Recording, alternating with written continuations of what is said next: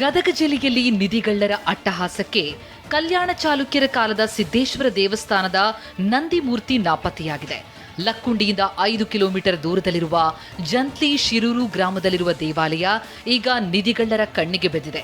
ನಿಧಿ ಇದೆ ಎಂಬ ಕಾರಣಕ್ಕೆ ದೇವಾಲಯದ ಮುಂದೆ ಇರುವ ನಂದಿ ಮೂರ್ತಿ ಕಳುವು ಮಾಡಲಾಗಿದೆ ಅಂತ ಆರೋಪಿಸಲಾಗಿದೆ. ಹಳೆ ಕಾಲದ ಗುಡಿ ಇರೋದ್ರಿಂದ ನಿಧಿಗಳ್ಳರ ಹಾವಳಿನೇ ಜಾಸ್ತಿ ಆಗಿದೆ. ಹಳೆ ಕಾಲದ ಗುಡಿ ಇರೋದ್ರಿಂದ ನಿಧಿಗಳ್ಳರ ಕಣ್ಣು ಇದಕ್ಕೆ ಈ ಕಡೆ ಬಿದ್ದಿರೋದ್ರಿಂದ ಅಲ್ಲಿ ಒಂದು ಶಿವಲಿಂಗದ ಏನೋ ಒಂದು ಸ್ವಲ್ಪ ಏನೋ ಪುರಾತನ ಕಾಲದಿಂದ ಅದು ಶಿವಲಿಂಗದ ಮುಂದೆ ಒಂದು ಬಸವನ ಇದು ಇರ್ತಿತ್ತು ಅಂತ ಹೇಳಿದರು. ಅದ ಸರ್. ಈಗ ಏನಾಗ್ಬಿಟ್ಟೈತೆ ಅಂದ್ರೆ ಈಗ ಅದು ಮೂರ್ತಿನೇ ಇಲ್ಲಂದ್ರೆ ಎಲ್ಲಿ ನಿಧಿಗಳ್ಳರು ತೊಗೊಂಡು ಹೋಗ್ಯಾರೋ ಏನೋ ಅನ್ನೋ ಅನುಮಾನ. ಹಿಂದೆ ಈಗಾಗಲೇ ನೋಡಿದ್ರಂದ್ರೆ ಇದು ಭಾಳ ಹಳೆ ಕಾಲದ ಇರೋದ್ರಿಂದ ನಮಗೆ ಅನಿಸೋ ಪ್ರಕಾರ ಅಂದ್ರೆ ಇದು ರಕ್ಷಣೆ ಮಾಡ್ಲಾರ್ದಕ್ಕೆ ಬಿದ್ದು ಹೋಗಿದೆ ಅಂತ ಅನ್ಸಕತ್ತೈತಿ. ಹಳೆ ಕಾಲದ್ದು ಇರೋದ್ರಿಂದ ಎಲ್ಲರದು ಈ ನಿಧಿಗಳ್ಳರ ತಲೆ ಒಳಗೆ ಒಂದು ಫಸ್ಟ್ ಬರೋದ ನಿಧಿ ಇರ್ಬೋದು ಅಂತಂದು. ಹಾಗಾಗಿ ಇದನ್ನು ಸಾಕಷ್ಟು ಬಾರಿ ಅದನ್ನು ಎಬ್ಬಲಿಕ್ಕೆ ಪ್ರಯತ್ನ ಮಾಡಿದ್ದಾರೆ. ಇಲ್ಲಿ ಏನಂದ್ರೆ ಇಲ್ಲಿ ರೈತ ಕುಟುಂಬ ಪಕ್ಕದಲ್ಲೇ ವಾಸಿಸಿರೋದ್ರಿಂದ ಅದು ನಿಧಿಗಳ್ಳರಿಗೆ ಅವಕಾಶ ಕೊಟ್ಟಿಲ್ಲ. ದಯವಿಟ್ಟು ಮಾನ್ಯ ಸಚಿವರು ನಮಗೆ ಏನಂದ್ರೆ ಲಕ್ಕುಂಡಿ ಗ್ರಾಮದೊಳಗೆ ಪ್ರಾಧಿಕಾರ ರಚನೆ ಮಾಡಿದಾರಲ್ಲ, ಅದೇ ರೀತಿ ನಮ್ಮ ಜಂತ್ಲೀಶ್ವರ ಗ್ರಾಮದೊಳಗೆ ಇದನ್ನು ನಮ್ಮ ಸಂಬಂಧಪಟ್ಟಂಥ ಸುಮಾರು 8 ರಿಂದ 9 ಪುರಾತನ ಗುಡಿಗಳಿವೆ. ಅವನು ತಾವು ತಮ್ಮ ಇಲಾಖೆ ಒಳಗೆ ಅಳವಡಿಸ್ಕೊಂಡು ಪ್ರಾಧಿಕಾರದೊಳಗೆ ಅಳವಡಿಸ್ಕೊಂಡು ಜೀರ್ಣೋದ್ಧಾರ ಮಾಡಿ ಪ್ರವಾಸೋದ್ಯಮ ಇಲಾಖೆಯವರು ತಮ್ಮ ಸುಪರ್ದಿಗೆ ತೊಗೊಂಡ್ರೂ ನಮ್ಮದು ಪರವಾಗಿಲ್ಲ. ದಯವಿಟ್ಟು ಕೂಡಲೇ ನಮ್ಮ ಮಾನ್ಯ ಸಚಿವರು ಈ ಗುಡಿನ ಜೀರ್ಣೋದ್ಧಾರ ಮಾಡಬೇಕು. ಉಳಿದಂಥ ಈಗ ಕೃಷ್ಣ ದೇವರ ಗುಡಿ ಆಗಿರಲಿ, ಹಳೆಯವು ನಮ್ಮ ಪುರಾತನ ಕಾಲದ್ದು ಸುಮಾರು 8 ರಿಂದ 9 ನಮ್ಮ ಜಂತ್ಲೀಶ್ವರ ಒಳಗೆ ದೇವಸ್ಥಾನಗಳದವು. ಅವನ್ನ ಪ್ರವಾಸೋದ್ಯಮ ಇಲಾಖೆಯಿಂದ ಅನುದಾನ ನೀಡಿದಕ್ಕೆ ಕೂಡಲೇ ಅದನ್ನು ಜೀರ್ಣೋದ್ಧಾರ ಮಾಡಿ.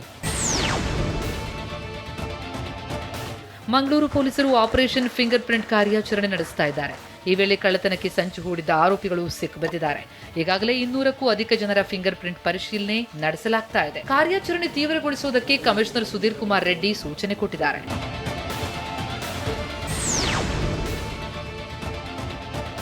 ಚಿಕ್ಕಬಳ್ಳಾಪುರದಲ್ಲಿ ಬೊಲೆರೋ ವಾಹನದ ಮೇಲೆ ಕಂಟೈನರ್ ಲಾರಿ ಬಿದ್ದಿದೆ. ದೊಡ್ಡಪೈಲಗುರ್ಕಿ ಗ್ರಾಮದ ಬಳಿ ಹಾದು ಹೋಗುವ ರಾಷ್ಟ್ರೀಯ ಹೆದ್ದಾರಿ 44ರಲ್ಲಿ ಈ ಅವಘಡ ನಡೆದಿದೆ. ಅಪ್ಪಚ್ಚಿಯಾದ ಬೊಲೆರೋದಲ್ಲಿ ಸಿಲುಕಿ ಓರ್ವ ಮೃತಪಟ್ಟರೆ ಕಂಟೈನರ್ ಮೇಲಕ್ಕೆತ್ತುವುದಕ್ಕೆ ಕಾರ್ಯಾಚರಣೆ ನಡೆಸಲಾಗಿದೆ. ಬೆಂಗಳೂರು ಹೈದರಾಬಾದ್ ರಾಷ್ಟ್ರೀಯ ಹೆದ್ದಾರಿ 44ರ ಒಂದು ಚಿಕ್ಕಬಳ್ಳಾಪುರ ತಾಲೂಕಿನ ದೊಡ್ಡಪೈಲಗುರ್ಕಿ ಗ್ರಾಮದ ಬಳಿ ಒಂದು ಕಂಟೈನರ್ ಒಂದು ಮುಂದೆ ಹೋಗಿದ್ದಂಥ ಒಂದು ಬೊಲೆರೋಗೆ ಡಿಕ್ಕಿ ಹೊಡೆದು ಬೊಲೆರೋ ಮೇಲೆ ಬಿದ್ದಿದೆ. ಈಗ ಬೊಲೆರೋದಂಥ ಒಬ್ಬ ವ್ಯಕ್ತಿ ಸಡಲ ಮೃತಪಟ್ಟಿದ್ದಾನೆ. ನೋಡಿ ಏನೇ ಒಂದು ಸ್ಥಳ ಇದೆ, ಇದು ಚಿಕ್ಕಬಳ್ಳಾಪುರ ತಾಲೂಕಿನ ದೊಡ್ಡಪೈಲಗುರ್ಕಿ ಗ್ರಾಮ ಇದೆ. ದೊಡ್ಡಪೈಲಗುರ್ಕಿ ಗ್ರಾಮದಿಂದ ಸ್ವಲ್ಪ ಡೌನಿಗೆ ಬರ್ತಾ ಇದ್ರೆ ಇಲ್ಲಿ ಮುಂದೆ ಒಂದು ಬೊಲೆರೋ ಹೋಗ್ತಾ ಇತ್ತು, ಹಿಂದೆ ಒಂದು ಬೃಹತ್ ಒಂದು ಕಂಟೈನರ್ ಬರ್ತಾ ಇತ್ತು. ಆ ಕಂಟೈನರ್ ಏನಿದೆ, ಆ ಕಂಟೈನರ್ ಮೊದಲು ಒಂದು ಬೊಲೆರೋ ವಾಹನಕ್ಕೆ ಡಿಕ್ಕಿ ಹೊಡೆದ ರಭಸಕ್ಕೆ ಆ ವಾಹನ ಕಂಟ್ರೋಲ್ ಸಿಗದೆ ಸುಮಾರು ಒಂದು ಅರ್ಧ ಕಿಲೋಮೀಟರ್ನಷ್ಟು ದೂರದಿಂದ ಆ ಬೊಲೆರೋವನ್ನು ತಳ್ಕೊಂಡು ಬಂದಿದೆ. ಅಂದರೆ ಏನು ಟ್ರಕ್ ಇದೆ ಅಂದರೆ ಇದೇ ಕಂಟೈನರು ಈ ಒಂದು ಬೊಲೆರೋನ ಅಲ್ಲಿಂದ ತಳ್ಕೊಂಬಂದು ಮುಂದೆ ಈ ರಸ್ತೆ ಬದಿ ಲೆಫ್ಟ್ ಸೈಡ್ಗೆ ಒಂದು ಹಳ್ಳಕ್ಕೆ ಬಿದ್ದಿದೆ. ಆ ಸಂದರ್ಭದಲ್ಲಿ ಆ ಬೊಲೆರೋ ಬಿದ್ದರೂ ಈ ಒಂದು ಕಂಟೈನರ್ ಬಿಡದೆ ಅದರ ಮೇಲೆ ಬೊಲೆರೋ ಮೇಲೆ ಕಂಟೈನರ್ ಬಿದ್ದಿದೆ. ಆಗ ಕಂಟೈನರ್ ಇದು ಈ ಒಂದು ಬೊಲೆರೋದಲ್ಲಿದ್ದಂಥ ಬೆಂಗಳೂರಿನ ಒಂದು ಹತ್ತಿ ಮೇಲೆ ಮೂಲದ ಚಂದ್ರಪ್ಪ ಅಂತಕ್ಕಂಥವ್ರು ಈ ಒಂದು ಕಂಟೈನರ್ ಕೆಳಗಡೆ ಸಿಲುಕಿದ್ರು. ಚಾಮರಾಜನಗರದಲ್ಲಿ ಚಲಿಸ್ತಾ ಇದ್ದ ಸಾರಿಗೆ ಬಸ್ನ ಆಕ್ಸೆಲ್ ಕಟ್ಟಾಗಿ ಭಾರೀ ದುರಂತ ತಪ್ಪಿದೆ. ತ್ರಯಂಬಕಪುರಂ ಗೇಟ್ ಬಳಿ ಘಟನೆ ನಡೆದಿದ್ದು ಬಸ್ನಲ್ಲಿದ್ದ ಎಲ್ಲಾ ಪ್ರಯಾಣಿಕರು ಅದೃಷ್ಟವಶಾತ್ ಪ್ರಾಣಾಪಾಯದಿಂದ ಪಾರಾಗಿದ್ದಾರೆ. ಬಸ್ ನಿಧಾನಗತಿಯಲ್ಲಿ ಚಲಿಸ್ತಾ ಇದ್ದ ಹಿನ್ನೆಲೆ ಅನಾಹುತ ತಪ್ಪಿತು. ಬಸ್ ಕೆಟ್ಟಿದ್ರಿಂದ ವಿದ್ಯಾರ್ಥಿಗಳು ಪ್ರಯಾಣಿಕರು ಪರದಾಡಬೇಕಾಯಿತು.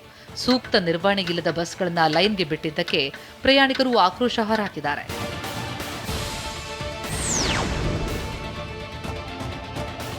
ಚಿಕ್ಕಮಗಳೂರು ಮೂಲದ ಮಹಿಳೆಯೊಬ್ಬರಿಗೆ ಆನ್ಲೈನ್ ಟ್ರೇಡಿಂಗ್ ಹೂಡಿಕೆ ಹೆಸರಲ್ಲಿ ವಂಚಿಸಲಾಗಿದೆ. ಒಂದಲ್ಲ ಎರಡಲ್ಲ ಬರೋಬ್ಬರಿ 2.5 ಕೋಟಿ ರೂಪಾಯಿ ವಂಚಿಸಲಾಗಿದೆ. ಚಿಕ್ಕಮಗಳೂರು ಮೂಲದ ಮಹಿಳೆಗೆ 2,59,95,920 ರೂಪಾಯಿ ವಂಚನೆಯಾಗಿರೋದು. ಆನ್ಲೈನ್ ಟ್ರೇಡಿಂಗ್ನಲ್ಲಿ ನಿರಂತರವಾಗಿ ಹೂಡಿಕೆ ಮಾಡ್ತಾ ಇದ್ದ ಮಹಿಳೆ ವಾಟ್ಸಪ್ ಕರೆ ನಂಬಿ ಕೋಟ್ಯಂತರ ರೂಪಾಯಿ ಕಳ್ಕೊಂಡಿದ್ದಾರೆ.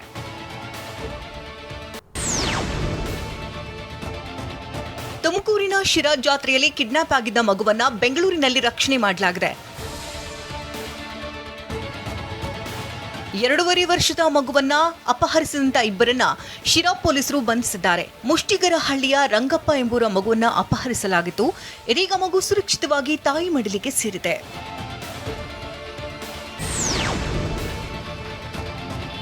ಚಿಕ್ಕಬಳ್ಳಾಪುರ ಜಿಲ್ಲೆಯ ಚಿಂತಾಮಣಿ ನಗರದ ಬಂಗಾರದ ಅಂಗಡಿಯಲ್ಲಿ ಕಳ್ಳತನ ನಡೆದಿದೆ. ಶಿವ ಜ್ಯುವೆಲ್ಲರ್ಸ್ನ ಶಟರ್ಸ್ಗೆ ಹಾಕಿದಂತಹ ಬೀಗಗಳನ್ನು ಹೊಡೆದಿರುವಂತಹ ಖದೀಮರು ಚಿನ್ನಾಭರಣ ಹಾಗೂ ಬೆಳ್ಳಿಯನ್ನ ಕದ್ದೊಯ್ದಿದ್ದಾರೆ.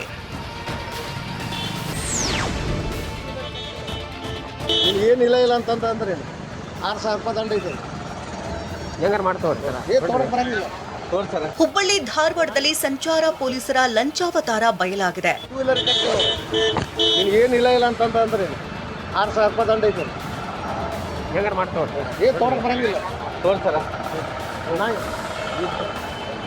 ತೋರಕ್ ಬರಂಗಿಲ್ಲ ತೋರ್ಸರ ಟ್ರಾಫಿಕ್ ಎಸ್ಐ ಕಾರು ಚಾಲಕನಿಂದ 500 ರೂಪಾಯಿ ಲಂಚ ಪಡೆದಿದ್ದಾನೆ. ಸಂಚಾರಿ ನಿಯಮ ಉಲ್ಲಂಘನೆ ಎಂದು ಕೇಸ್ ಮಾಡಿದ್ರೆ 6,000 ಆಗುತ್ತೆ, ಬದಲು 500 ರೂಪಾಯಿ ಲಂಚ ಪಡೆದಿದ್ದಾರೆ.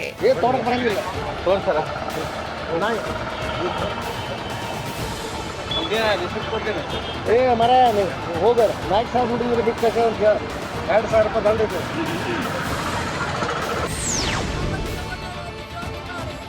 ವಿಜಯಪುರ ಮಹಿಳಾ ಪೊಲೀಸ್ ಠಾಣೆ ಎದುರು ಪೋಷಕರೊಬ್ಬರು ಕಣ್ಣೀರು ಹಾಕಿದ್ದಾರೆ.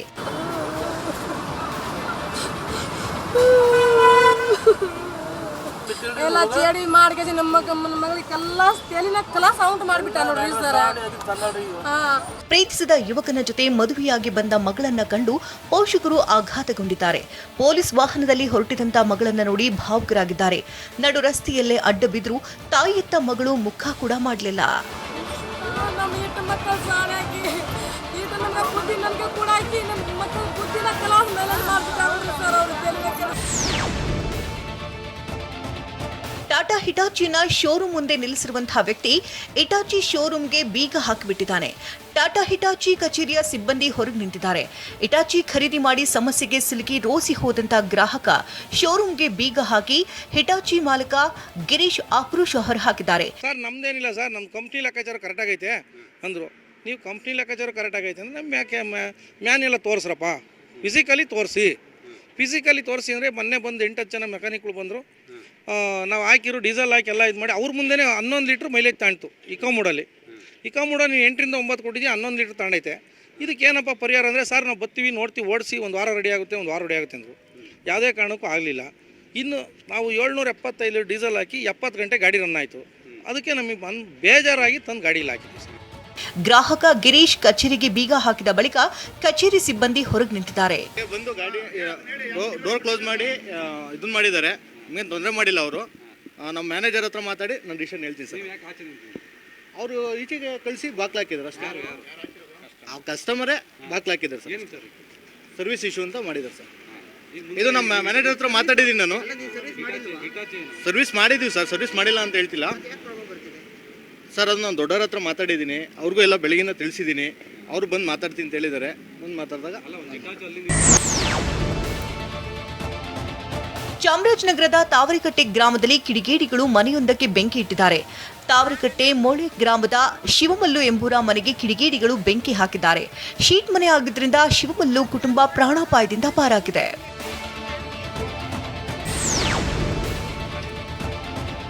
ಮೈಸೂರಿನ ಎಚ್ಡಿ ಕೋಟೆಯ ಸ್ಟೇಷನರಿ ಅಂಗಡಿ ಬೆಂಕಿಗೆ ಆಹುತಿಯಾಗಿದೆ.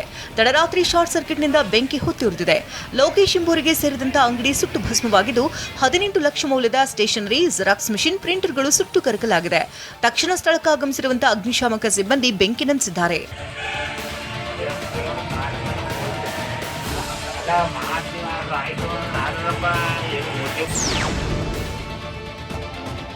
ಬೆಂಗಳೂರು ದಕ್ಷಿಣ ಜಿಲ್ಲೆಯ ಗೋಪಳ್ಳಿ ಗ್ರಾಮದ ಬಳಿ ಬೆಳ್ಳಂಬೆಳಗ್ಗೆ 3 ಕಾಡಾನೆಗಳು ಪ್ರತ್ಯಕ್ಷವಾಗಿದೆ. ಕಾವೇರಿ ಅರಣ್ಯ ಪ್ರದೇಶದಿಂದ ಕಾಡಾನೆಗಳನ್ನ ಗ್ರಾಮದತ್ತ ಬಂದಿದ್ದು ಸ್ಥಳೀಯರಲ್ಲಿ ಆತಂಕ ಹೆಚ್ಚು ಮಾಡಿದೆ. ಅರಣ್ಯ ಇಲಾಖೆ ಅಧಿಕಾರಿಗಳು ಭೇಟಿ ನೀಡಿ ಪರಿಶೀಲನೆ ನಡೆಸಿದ್ದು ಕಾಡಾನೆಗಳನ್ನ ಅರಣ್ಯಕ್ಕೆ ಹಿಮ್ಮೆಟ್ಟಿಸುವುದಕ್ಕೆ ಹರಸಾಹಸ ಪಡುತ್ತಿದ್ದಾರೆ.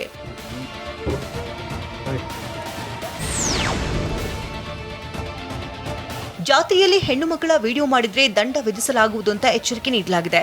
ಮೈಸೂರು ಜಿಲ್ಲೆ ನಂಜನಗೂಡು ತಾಲೂಕಿನ ಗೋಳೂರು ಗ್ರಾಮದಲ್ಲಿ ಡಂಗೂರ ಸಾರುವ ಮೂಲಕ ಎಚ್ಚರಿಕೆ ಕೊಡಲಾಗಿದೆ. ಕುಡಿದು ಗಲಾಟೆ ಮಾಡಿದ್ರೂ ವಿಡಿಯೋ ಮಾಡಿದ್ರೂ 30,000 ದಂಡ ಹಾಕಲಾಗುವುದು ಅಂತ ಡಂಗೂರ ಸಾರಲಾಗಿದೆ.